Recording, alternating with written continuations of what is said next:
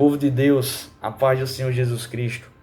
No capítulo 17 do Evangelho segundo escreveu Lucas, o Senhor Jesus exorta os seus discípulos a respeito de muitos assuntos muito importantes para a vida de um discípulo que estava caminhando com o seu Senhor, estava caminhando com o Mestre, o Senhor Jesus.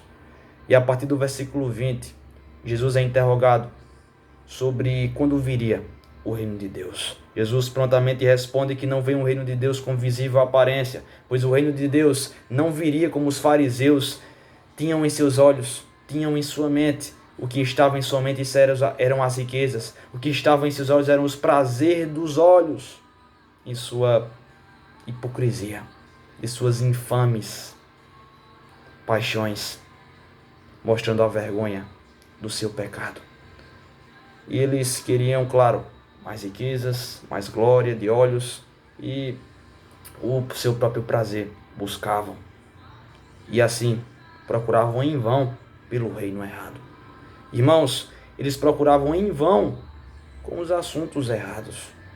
Cristo diz que o reino de Deus estava entre eles, mostrando que o reino de Deus viria na presença de Cristo, a partir de Israel, para todo o mundo.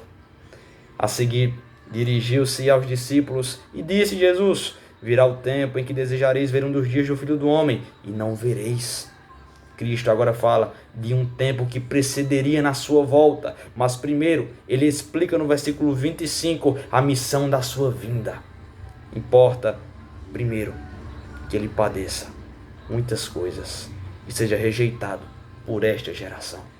Cristo fala da missão da sua vinda, para entendermos que em meio ao mar de pecado que precederia a sua volta, em que muitos ali comiam, bebiam, casavam e davam-se em casamento, olhando para suas próprias paixões, assim como os fariseus, nós percebemos que em meio ao mar de pecado, Cristo abriu na cruz o caminho da salvação de Deus.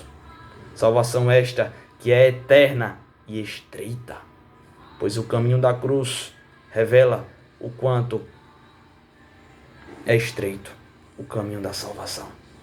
Aqueles discípulos que tomassem a cruz e seguissem a Jesus, esses, perseverando até o fim, seriam salvos. Assim é comigo, assim é com você.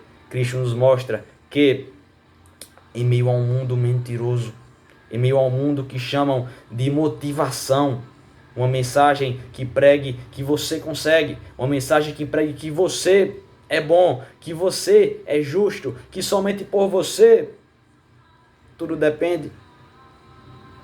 Caminham e andam para cada vez mais se afundarem em seus próprios pecados.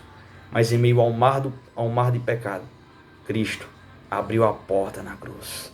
Em meio a um monte, a um mar de pecado, a um vale de pecado que existia, Cristo consumou na cruz a obra da redenção, para entendermos que o mesmo Deus que fechou a porta da arca lá atrás é o mesmo Senhor que abriu a porta na cruz da salvação daquele que crê hoje. Hoje, para você que me ouve. A fé vem pelo ouvir da palavra de Deus, que é a espada do Espírito na vida do discípulo. Quando entendemos isso, vemos que um mar de pecado está escancarado. Um mar de pecado é tornado conhecido. Mas em meio ao mar de pecado de minha e de sua vida, Cristo abriu um caminho da salvação na cruz. A mesma mão que fechou a porta da arca lá atrás é a mesma mão que abriu a porta da salvação na cruz hoje para você que me ouve. Assim, a minha esperança não está nos assuntos deste mundo. A minha esperança está em Cristo, que voltará e que, pelo caminho eterno e estreito da cruz, nos salvou pela graça, mediante a fé.